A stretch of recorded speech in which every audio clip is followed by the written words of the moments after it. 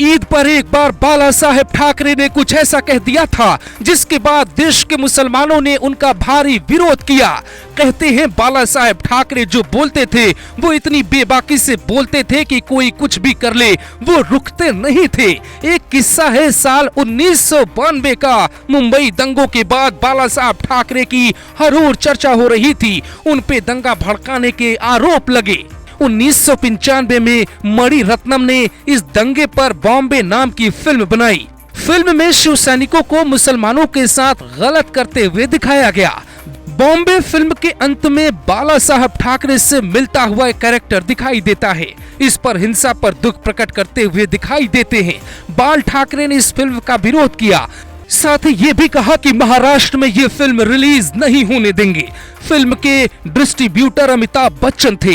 अमिताभ और ठाकरे के बीच अच्छी दोस्ती थी। फिल्म पर बात करने के लिए अमिताभ ठाकरे के पास गए।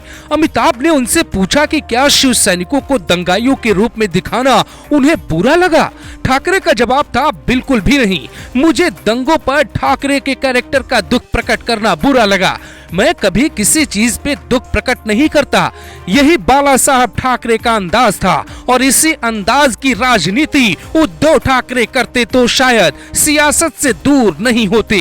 पर उद्धव ठाकरे अब उन लोगों के साथ आ चुके हैं जो ईद पर खुद भी टोपी पहनते हैं और वोट की खातिर दूसरों को भी पहनाते हैं। लेकिन उद्धव ठाकरे आज भी वो किस्सा नहीं भूले होंगे जब महाराष्ट्र के विले पार्ले विधानसभा सीट के लिए दिसंबर 1987 में हुए उपचुनाव में पहली बार शिवसेना ने हिंदुत्व का आक्रामक प्रचार किया। चुनावी अखाड़े में गर्व से कहो हम हिंदू हैं का नारा बहुत तेजी से चला। इस चुनाव में एक्टर मिथुन चक्रवर्ती और नाना पाटेकर ने शिवसेना के उम्मीदवार का प्रचार भी किया। हालांकि चुनाव आयोग ने तब 6 साल के लिए शिवसेना पे बैन लगा दिया था। दक्षिण भारत के पत्रकार आर पद्मनाभन ने ये तक कह दिया, दिसंबर 1992 में बाबरी विध्वंस के बाद मुंबई में हुई सांप्रदायिक हिंसा पर जस्टिस BN श्री कृष्ण आयोग ने अपनी रिपोर्ट में शिवसेना के शामिल होने की बात कही थी। आयोग ने अपनी रिपोर्ट में इसका जिक्र किया था कि खुद बाला साहब ठाकरे अपने भरोसेमंद शिव सैनिकों को संगठित करने का आदेश देते हैं। खुद बाला साहब ठाकरे भी एक मीडिया इंटरव्यू में कहते हैं कि उसमें मेरा हाथ पैर नहीं था। आप भी क्या सवाल पूछते हो? जब भी उनके हिंदुत्व की राजनीति पर कोई सवाल करता उसे ऐसा जवाब देते कि वो सन्न रह जाता। मुसलमानों को लेकर जो बोलते थे कुछ ऐसा था जिसे सुनते ही पुलिस अलर्ट मोड पर आ जाती थी कि कहीं कोई विरोध प्रदर्शन न शुरू हो जाए। 80 के दशक में उन्होंने मुसलमानों को लेकर एक ऐसा ही बयान दिया था। तब बाला साहब ठाकरे ने कहा था, मुसलमान कैंसर की तरफ फैल रहे हैं, उनका इलाज भी कैंसर की तरह ही होना चाहिए। देश को मुसलमानों से आजाद कराने की जरूरत है। पुलिस को हिंदुओं की ऐसी मदद करनी चाहिए जैसे पंजाब में पुलिस ने खालिस्तानियों की मदद की।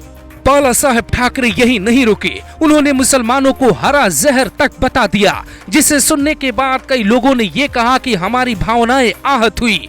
आज भी हर ईद पर बाला साहब का ये बयान जरूर वायरल होता है।